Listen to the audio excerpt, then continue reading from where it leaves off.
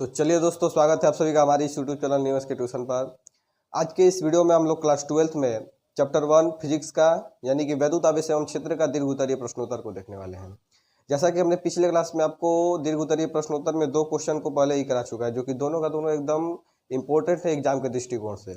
हमारा एग्जाम जो है 2026 में होने वाला है, तो उस एग्जाम में बहुत आशा है कि वो जो दोनों क्वेश्चन हमने कराया है वो आ सकता है, और अगर वो दोनों नहीं आया तो आगे भी एक चैप्टर से जो भी क्वेश्चन आएगा वो सब हम 5 नंबर वाला करा देते हैं आपको, ठीक है। तो हमारा नेक्स्ट क्वेश्चन जो है कह रहा है कि गॉस के नियम का प्रयोग करके कूलाम के नियम को ज्ञात कीजिए। यानी कि यहाँ पे पूछ रहा है कि कूलाम के नियम को ज्ञात कीजिए, लेकिन कैसे? गॉस के नियम के प्रयोग करके। और गॉस के नियम को हमने पिछले क्लास में आपको करा दिया है। अब उसी से हमें पूछा है कि ये कूलाम का नियम ज्ञात कीजिए। तो कूलाम का नियम क्या होता है आप लोगों को तो मालूम होगा। ये जो होता है F बराबर K Q1 Q2 upon R square, इसी नियम को जो है, इस फॉर्मूला को हमको ज्ञात करना है, ठीक है। किसके मदद से ज्ञात करना है? तो गॉस के नियम से। गॉस का नियम क्या है, चलिए उसको हम लोग देखते हैं, उससे कैसे हम लोग कूलाम के नियम को ज्ञात कर सकते हैं। तो इसके लिए सबसे पहले आप लोग तो एक आवेश को मान लीजिए कि यहाँ पे प्लस Q कूलाम का एक आवेश है जो कि बिंदु O पर रखा हुआ है, ठीक है। और इससे हम लोग मान लेते हैं कि R दूरी पर एक बिंदु क्या है, P है, ठीक है। मान लिया कि इसके R दूरी पर एक बिंदु है, वो क्या है, P है।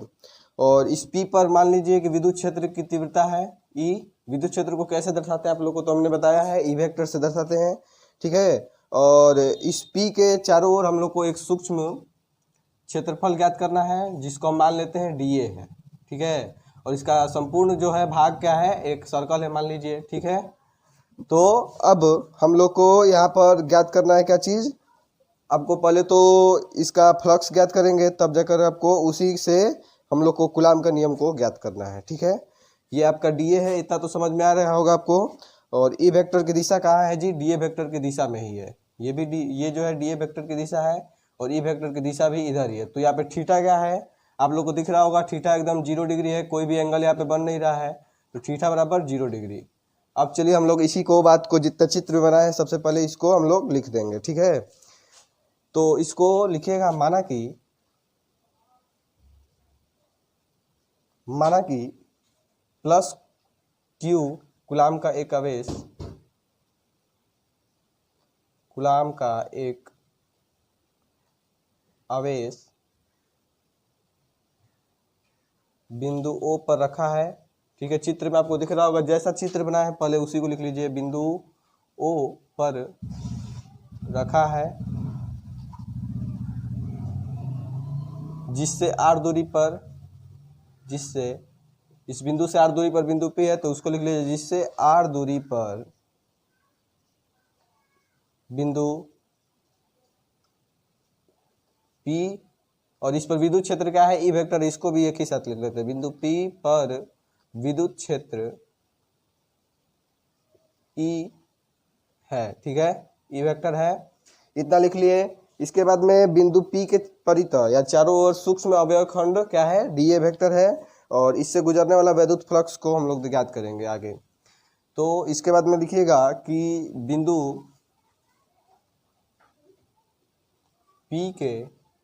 बिंदु P के चारों ओर, ठीक है, ये जो भाग है हम लोग का यही है DA वेक्टर।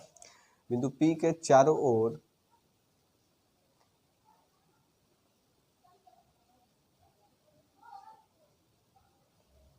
के सूक्ष्म भाग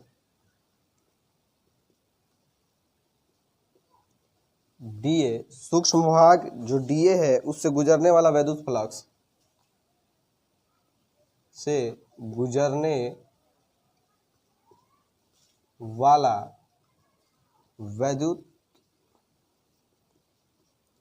फ्लक्स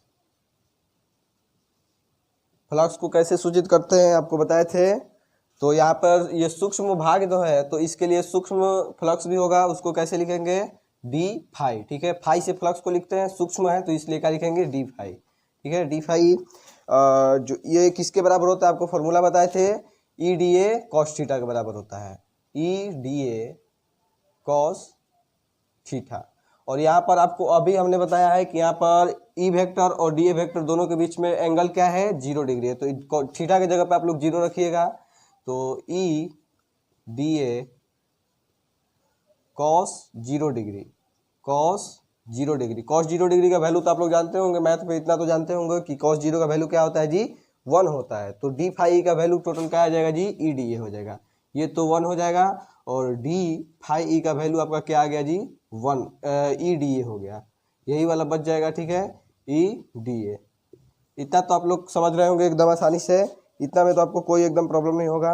अब ये छोटे से फ्लक्स का आया है, ये क्या आया है, डी फाई, मतलब ये छोटे से भाग का क्षेत्रफल आया हुआ है, फ्लक्स आया हुआ है। अब हम लोग संपूर्ण त्रिज्या के फ्लक्स को ज्ञात करेंगे, ठीक है। तो लिखेंगे कि आर त्रिज्या वाले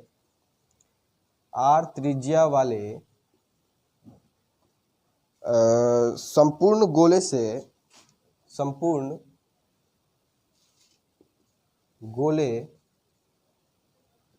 ये तो एक गोला है, इतना तो आपको समझ में आ रहा होगा। तो आर त्रिज्या वाले संपूर्ण गोले से गुजरने वाला विद्युत फ्लक्स, ठीक है, गोले से गुजरने वाला विद्युत फ्लक्स, आर त्रिज्या वाले संपूर्ण गोले से गुजरने वाला विद्युत फ्लक्स।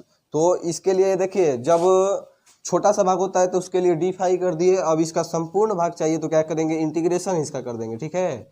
इंटीग्रेशन करेंगे तो इसका संपूर्ण भाग का आ जाएगा। तो ये इसी का दोनों ओर इंटीग्रेशन हम लोग कर देते हैं, डी फाई ई, ठीक है, बराबर क्या हो जाएगा, integration of E D A.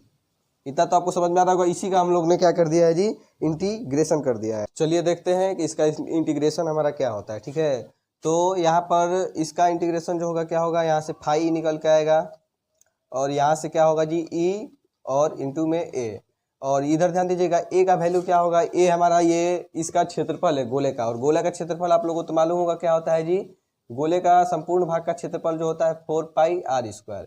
आप लोगों ने 10th क्लास में जरूर पढ़ा होगा इसको, ठीक है। नहीं पढ़ा होगा तो अभी जानकारी ले लीजिए। जो गोला होता है इसका संपूर्ण भाग का क्षेत्रफल क्या होता है, 4πr²।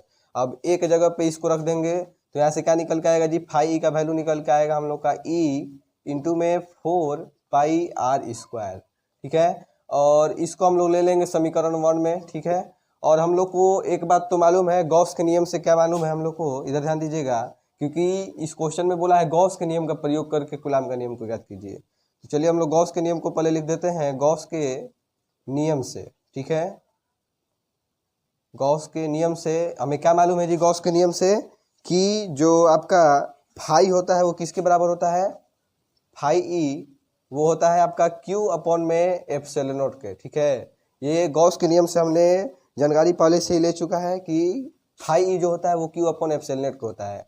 तो इसको मान लेते हैं समीकरण 2, ठीक है। अब ध्यान दीजिएगा समीकरण 1 और समीकरण 2 से ध्यान दीजिएगा, यहीं पे कर देते हैं समीकरण 1 व 2 से, समीकरण 1 व 2 से आप लोग का क्या होगा जी, इधर ध्यान दीजिएगा, फाई फाई इधर का तो खत्म हो गया, और इधर ध्यान दीजिएगा ये जो Q अपॉन एप्सिलॉन नॉट है, Q अपॉन एप्सिलॉन नॉट ये किसके बराबर हो जाएगा, E इंटू 4πr² के बराबर हो जाएगा, E इंटू 4πr², इसके ये बराबर हो जाएगा। इतना बात तो आप लोग को समझ में आ रहा होगा। अब यहाँ पर ध्यान दीजिएगा, अगर E को इधर रखते हैं और बाकी सबको हम लोग इधर लाते हैं तो क्या हो जाएगा, इधर ध्यान दीजिएगा, ये जो E है वो किसके बराबर हो जाएगा जी, Q अपॉन में ये सब भी एप्सिलॉन नॉट के साथ में आ जाएगा, यानी कि 4πr² इंटू में एप्सिलॉन नॉट के ये बराबर हो जाएगा E। इतना बात तो आप लोगों को एकदम समझ में आ रहा होगा अच्छे से। अब इसके बाद में हम ऊपर से थोड़ा सा मिटा देते हैं, अगर आप लोग इसको लिख लिए तो ठीक है, नहीं तो आप लोग स्क्रीनशॉट ले लीजिए। तो आप लोग आगे अब लिखिएगा, इसको पहले आप लोग समीकरण 3 ले लीजिएगा, ठीक है। तीनों समीकरण आप लोग को दिख रहा होगा, समीकरण 1 ये है, 2 है और ये है आपका 3। तो लिखिएगा, यदि ये चित्र आप लोग तो देख रहे होंगे, यदि बिंदु P पर, मान लीजिए कि ये जो बिंदु P है इस पर, ठीक है, यदि बिंदु P पर Q नॉट कूलाम का, ठीक है, Q नॉट कूलाम का, यदि बिंदु P पर Q नॉट कूलाम का एक, ये Q नॉट किसको माना जाता है, ये धन परीक्षण आवेश को माना जाता है, इतना तो आप लोग को मालूम होगा। तो Q नॉट कूलाम का धन परीक्षण आवेश कूलाम का धन परीक्षण आवेश यदि बिंदु P पर Q नॉट कूलाम का धन परीक्षण आवेश रख दिया जाए तो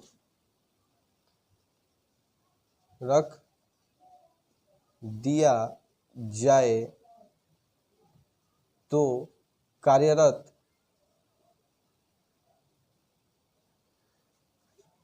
वैद्युत बल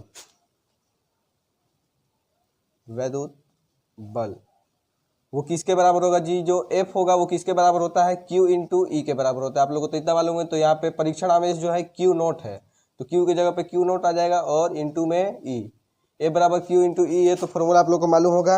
अब E के जगह पे ये वाला हम लोग वैल्यू रख लेंगे समीकरण 3 से, ठीक है। तो ये जो होगा F बराबर क्या हो जाएगा? Q नॉट इंटू में E के जगह पर Q अपॉन में 4 पाई आर स्क्वायर इंटू में एफ सेले नॉट। इतना बात तो आप लोग समझ रहे होंगे अच्छे से। E बराबर क्या हो गया जी? ये जो F बराबर हो गया, F ये जो क्या है? बल है, ठीक है। तो बल बराबर क्या हो गया? Q नॉट इंटू में Q अपॉन में 4 पाई एफ सेले नॉट आर स्क्वायर। इतना बात समझ रहे होंगे आप लोग अच्छे से। अब इधर ध्यान दीजिएगा, ये 1/4 पाई एफ सेले नॉट किसके बराबर होता है? इतना बात पहले ध्यान दीजिएगा।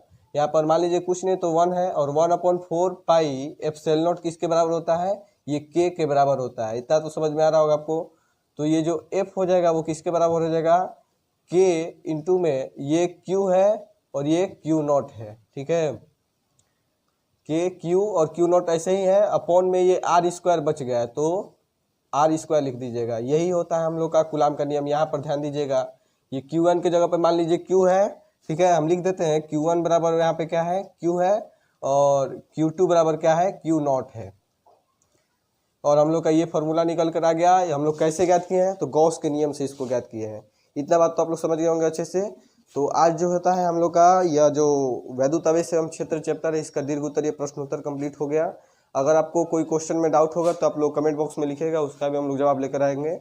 और अगले वीडियो का आप लोग तब तक से इंतजार कीजिए। आज के लिए इतना ही, मिलते हैं अगले क्लास में, ठीक है।